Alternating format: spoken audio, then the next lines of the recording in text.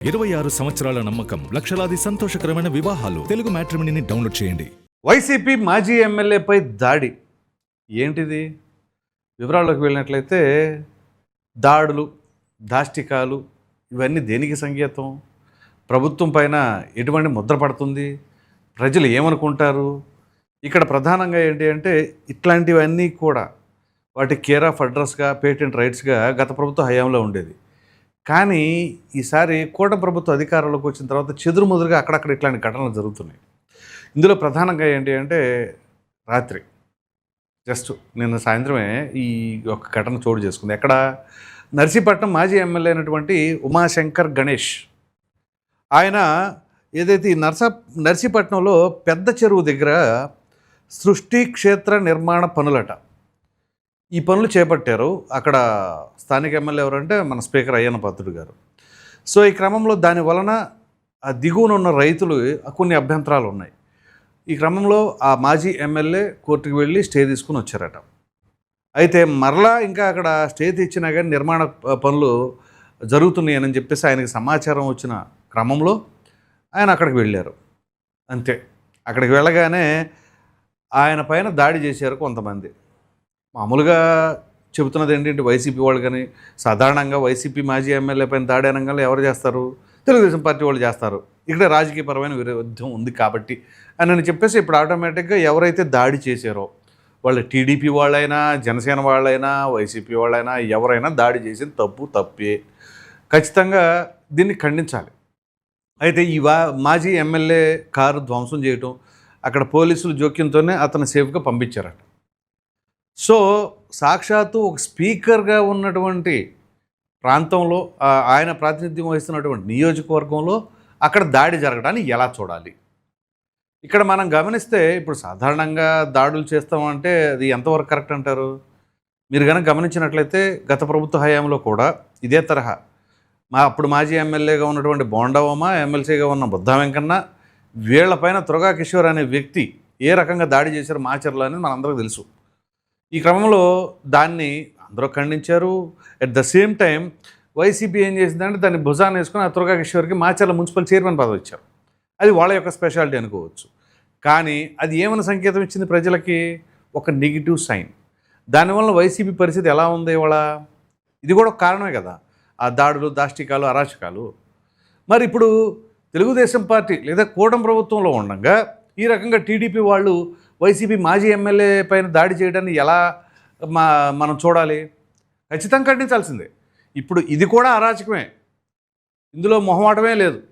ఖచ్చితంగా దీనిపైన ప్రభుత్వం సరైన నిర్ణయం తీసుకోవాలి, చర్యలు కూడా తీసుకోవాలి. ఎందుకంటే అది టీడీపీ వాళ్ళ ఇంకొకళ్ళ కాదు. అసలు మాజీ ఎమ్మెల్యే పైన దాడులు చేయడం ఏంటి? మాజీ ఎమ్మెల్యే కాదండి, ఎవరిపైన అయినా సరే దాడులు చేయడం ఏంటి?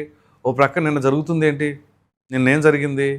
అక్కడ ఆంధ్ర యూనివర్సిటీలో 100 సంవత్సరాలు కంప్లీట్ చేసుకున్నాయని చెప్పేసి మాజీ ఉపరాష్ట్రపతి, అలాగే ముఖ్యమంత్రి గారు ఉన్నారు, Sachin Tendulkar God of cricket ఆయన వచ్చారు. అది ఒక కార్యక్రమం. ఈరోజు ఏంటి?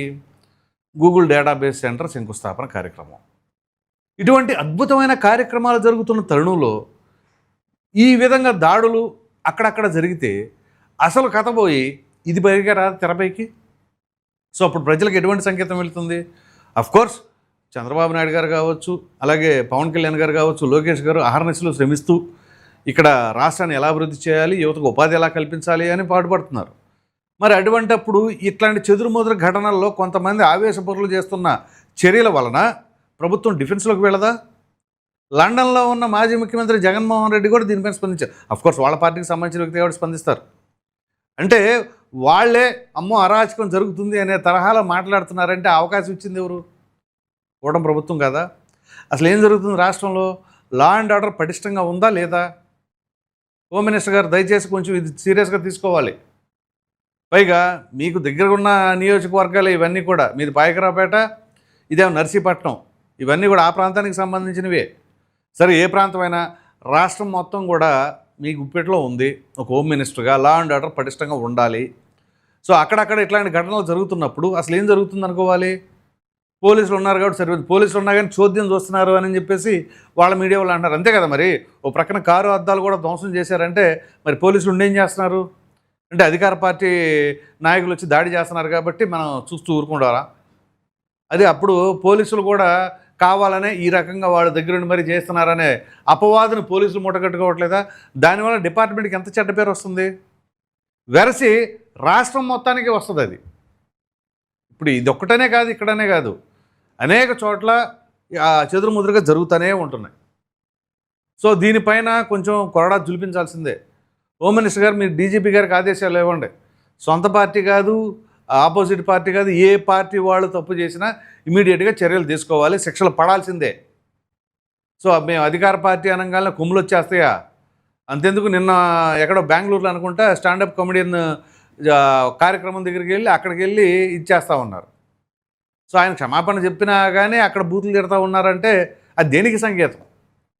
సో చివరికి టీడీపీ గోండాలు అని చెప్పేసి అనిపించుకునే పరిస్థితికి వచ్చింది. టీడీపీ నైజం ఒక విధంగా చెప్పలేని అంత ఇదేం కాదు. వాళ్ళు అంత గోండాయిజం చేసేవాళ్ళు అయితే మరి గత ప్రభుత్వ హయాంలో ఎందుకు దాక్కునేవాళ్ళు? అప్పుడున్న పరిస్థితుల్లో దాక్కుంటాం అంటే వేరే ఉద్దేశం కదా, సేఫ్ సైడ్గా. సో ఆ రకమైన పరిస్థితి. సరే గోండాలు ఎవరైనా సరే, ఆ పార్టీ కాదు ఈ పార్టీ కాదు, ఎవరు దాడులు చేసినా కానీ వాళ్ళ గోండాలు కానీ అవేర్నెస్తో ఉంటారు.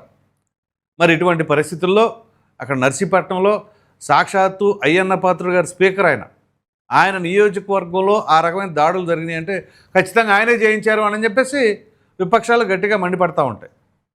సో ఎవరు చేసినా దీనిపైన విచారణ జరిపించండి. ఆ ఎవరెవరైతే దాడికి పాల్పడ్డారో, ఆ కారు అద్దాలు ధ్వంసం చేశారో వాళ్ళపైన చర్యలు తీసుకోవాల్సిందే. అంతెందుకు మొన్న సత్తెనపల్లి మాజీ ఎమ్మెల్యే అయినటువంటి అంబటి రాంబాబు, ఆయనకు సంబంధించిన దాంట్లో కూడా ఏ రకంగా ఇంటిపైన దాడులు జరిగినాయి అనేది అది ప్రతి ఒక్కరు ఖండించారు, మనం కూడా ఖండించాం. సో వాళ్ళు ఏం చేశారు, అప్పట్లో వాళ్ళు చేయలేదా అని చెప్పి సమర్థించుకున్నారనుకోండి, వాళ్ళు అలా చేశారు కాబట్టి ఈ రకంగా మూలన కూర్చోబెట్టారు. మీరు కూడా మూలన కూర్చోడానికి సిద్ధపడతారా? అప్పుడు చెప్పండి, చేసుకోండి, దాడులు బ్రహ్మాండంగా చేసుకోండి, ఎక్కడ పడితే అక్కడ దాడులు చేసుకోండి, ప్రజలన్నీ గమనిస్తూ ఉంటారు. అప్పుడు తీసుకెళ్ళి మిమ్మల్ని కూడా మూలన కూర్చోబెడతారు. అప్పుడు జగన్మోహన్ రెడ్డి అంటారు చూసారా, 2029లో మేము అధికారంలోకి వస్తాం, వచ్చిన తర్వాత ఒక్కొక్కళ్ళని ఏ చేస్తాం, అదే జరుగుద్ది. అధికారం ఎవరికి శాశ్వతం కాదు అనే దానికి నిదర్శనమే కదా. సో అప్పుడేమవుతుంది, మొన్న డైరెక్ట్గా బహిరంగంగానే చెప్తున్నారు వైసీపీ వాళ్ళు, ఎవరు అతని పేరేంటో నాగార్జున యాదవ ఎవరు, అతను అంటున్నాడు, మేము పథకాలు ఎలా ఇచ్చామో కులం చూడడం, ప్రాంతాలు చూడడం, మతం చూడడం అన్నట్టుగా రేపు దాడులకి ప్రతి దాడులు కూడా ఇలాగే ఉంటాయి, ఎవరిని వదిలిపెట్టమని చెప్పేసి అంటారు. అంత బహిరంగంగానే తెగించి మరీ చెబుతున్నారు. ఇక్కడ కూటమి ప్రభుత్వం అధికారంలో ఉంది అన్న ఏమాత్రం భయం కూడా లేకుండా డైరెక్ట్గా వార్నింగ్లు ఇస్తున్నారు. వాళ్ళు అలా వార్నింగ్లు ఇస్తున్నారంటే దేనికి నిదర్శనం? ఇక్కడ మీరు చేస్తున్న చర్యల వల్ల ప్రజల్లో పలచన కామాకండి. ఇక్కడ ప్రభుత్వంలోని పెద్ద స్థాయి నాయకులేమో పక్కన డెవలప్మెంటు, ఉపాధి, పెట్టుబడిదారులు, అది ఇది అని చెప్పేసి వాళ్ళు తాపత్రయపడతా వాళ్ళు చేస్తూ ఉంటే, ఇక్కడ చూస్తేనేమో ఈ అనుచర వర్గాలు వీళ్ళకేం వచ్చిందో అర్థం కావట్లా, ఎక్కడికక్కడ ఇట్లా దాడులు చేస్తే దేనికి సంకేతం? ఇదే అనుచర వర్గం చంద్రబాబు నాయుడు గారిని అరెస్ట్ చేసినప్పుడు ఎక్కడున్నారు? అప్పుడు బయటికి రాలేదే, నిరసనలు తెలపలేదే, గట్టిగా మాట్లాడలేదే. ఇవాళ అధికారంలోకి వచ్చేసరికి ఎవరి మీదకైనా దాడులు వెళ్ళిపోతూ ఉంటారు. సో అధికారంలో ఉన్నప్పుడు ఎంత బాధ్యతగా ఉండాలి? ప్రతిపక్షంలో ఉన్నప్పుడు పోరాడాలి, అధికారంలోకి వచ్చిన తర్వాత బాధ్యతగా ఉండాలి, ప్రజలకు అందుబాటులో ఉండాలి. ఇప్పుడు ఇదే అనుచరులు దాడులకు ఎలా పాల్పడ్డారో అలాగే ప్రజా సమస్యలు పరిష్కరిస్తున్నారు అదే తరహాలో. దానికైతే వెనకాల ఉంటారు, దాడులకైతే ముందుంటారు. నేను అందరూ అన్నట్లా ఎవరెవరైతే ఇట్లా ఆవేశపూరితంగా వచ్చేసి వాళ్ళని వేసేద్దాం, వీళ్ళని కొట్టేద్దాం, అధ్వంసం చేద్దాం, విధ్వంసం చేద్దాం అని అనుకుంటే అది ప్రజల పట్ల మంచి భావనకు రాదు.